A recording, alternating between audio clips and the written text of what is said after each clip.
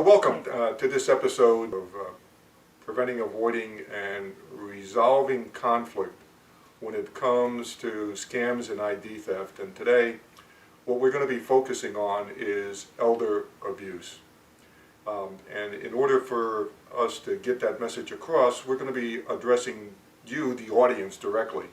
This topic is so darn important that you need to not only listen to it, but you need to take it in. So take advantage of the information that's being provided. Make sure your elders are aware of what is involved here. Make sure you're aware of what's involved here, because you don't want to get into a situation where you're actually winding up having to call the police, having to go into a complaint that results in a charge, and all of that. So preventing and avoiding is our goal.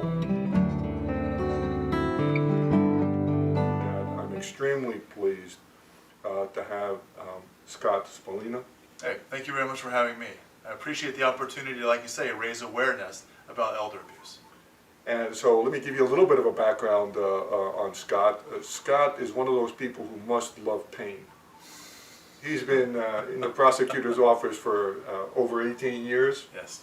Not only in the context of being the supervisor of the elder abuse group, which you'll describe as we go into this, but he was also in the crisis center in suicide prevention, and then he also tackled domestic violence. Three subject areas that are very, very difficult to deal with, because the people that you get involved with are really suffering. So Scott, thank you so much for doing that. And let's start by describing where your unit is in relation to the issue of elder abuse. Okay. We work within the prosecuting attorney's office here in Honolulu, Hawaii.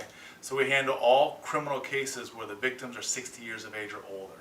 I'm a deputy prosecuting attorney within the office. Again, like you said, I've been there about 19 years now.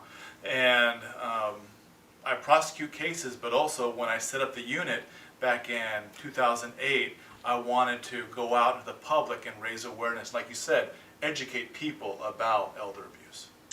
Well, yeah, thank you very much for bringing that up, because again, the educational part of that, very interested in that. Could you describe for our audience as to what that amounts to? Well, what that entails is basically me going out to the community, and whether it be church groups, district parks, senior groups, we've done banking professionals, we've gone to care home workers, just to go out there and educate people that crime, especially elder abuse, is happening here on Oahu, and I give them practical tips to prevent being a victim of those crimes.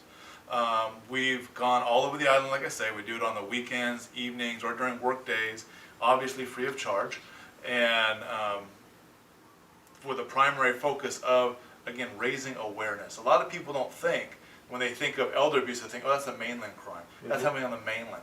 No, unfortunately, it's happening right here on the island of Oahu, and it's happening every day. How many cases arise? Okay. Well, since its inception in 2008, we've seen an increase of over 300% of cases coming within our office. Now, that doesn't necessarily mean that there's more criminal activity these past, 7 years or so, but it means that now the public is more willing to report these cases. And that's maybe one influx that we're seeing. Obviously, the economy has something to do with it as well, and also, unfortunately, the drug problem has something to do with it as well. You're finding that people that are addicted to drugs need money for those drugs, and unfortunately, our senior population is considered a prime target for those criminals. So our senior population, who falls into that category? What we've dedicated ourselves to doing is handling the cases where the victims are 60 and over. And the reason we chose the cutoff for our unit at 60 is because under the law, if you're a victim of a crime and you happen to be 60 or over, there's special penalties involved to the criminal.